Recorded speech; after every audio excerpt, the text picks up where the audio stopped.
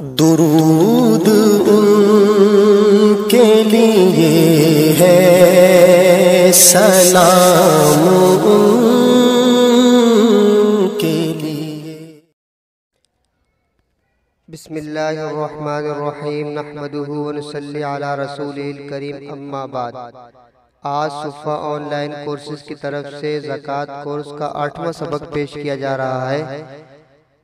इस सबक को पेश करने से पहले तमाम अहबाब और सामीन से गुजारिश है जिन्होंने हमारे चैनल सुफ़ा पीके को अब तक सब्सक्राइब नहीं किया वो सब्सक्राइब कर लें और साथ ही बेल के बटन को दबाएं ताकि जब भी कोई नया सबक पेश किया जाए तो आप तक उसकी इत्तलात पहुंच सके। तो अब हम आते हैं सबक की तरफ। तो इस सबक में दो बातों को जिक्र किया जाएगा। पहली बात यह है कि जो आप गुज़श्ता असबात पे सुनते रहे कि माल पर ज़कात उस सूरत में वाजिब होगी जबकि उस पर साल गुजर जाए। अब इस सबक में पहली बात जिक्र की जाएगी साल गुजरने का मतलब क्या है, और दूसरी अहम बात यह कि ज़कात अदा करने का तरीका क्या है। तो हम पहली बात की तरफ आते हैं कि ज़कात में साल गुजरने का क्या मतलब है।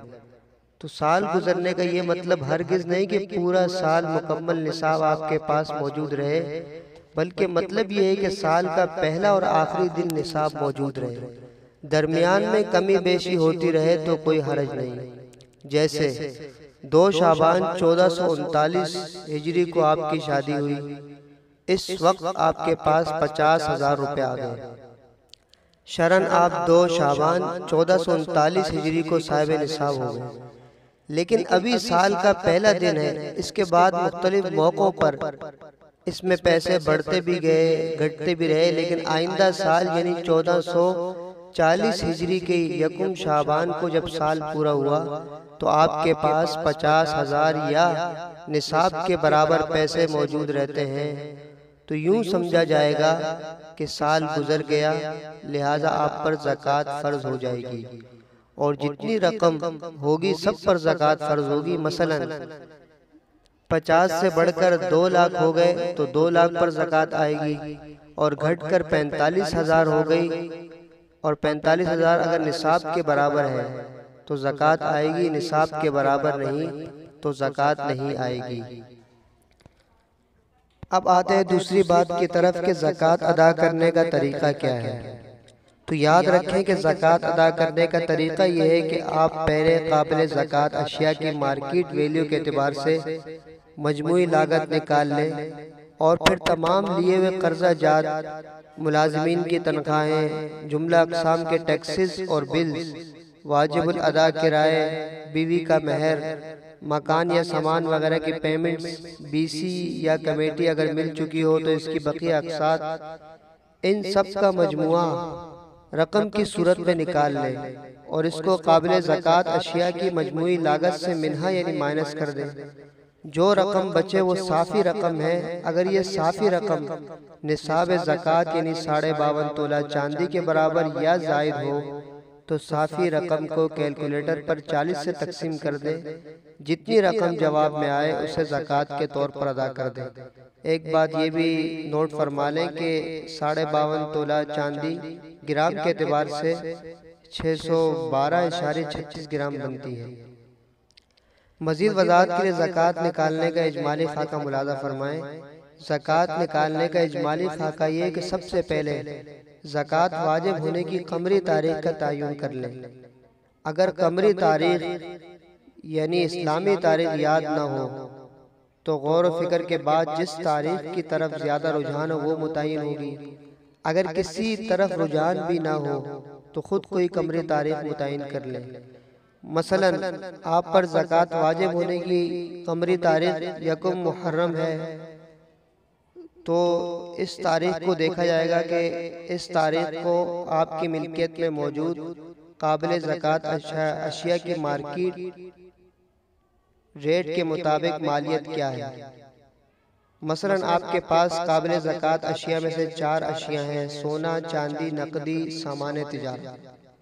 इनमें से हर एक की मालियत 1-1 लाख रुपए है, तो ये इनका मजमुआ 4 लाख हुए।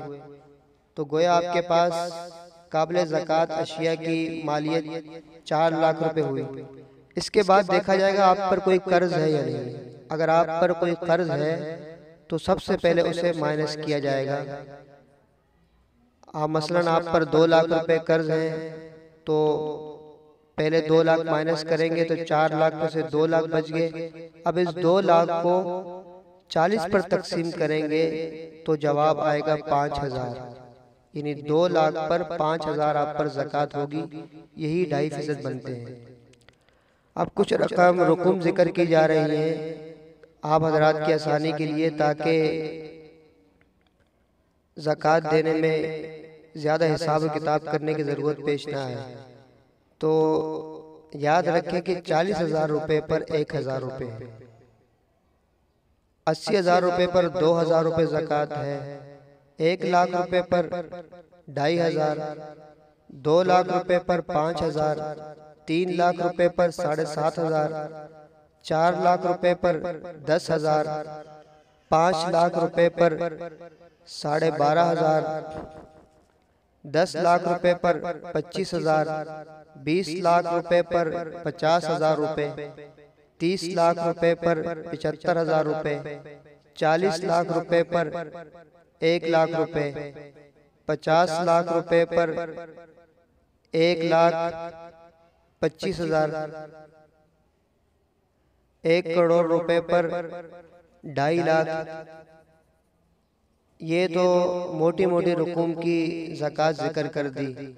जो हजरात इस सबक को आगे पढ़ाना चाहें तो उन हजरात से गुजारिश है कि वो इस सबक को पढ़ाने के बाद कुछ रकूम दें और फिर कैलकुलेटर के ज़रिए उनकी ज़कात को निकलवाएं, ताकि ज़कात निकालने का तरीका आ जाए। अल्लाह ताला हमें दीन की सही समझ अता फरमाए और मरते दम तक दीन पर अमल पैरा रहने की तौफीक अता फरमाए। व आखिरु दावाना अल्हम्दुलिल्लाहि रब्बिल आलमीन।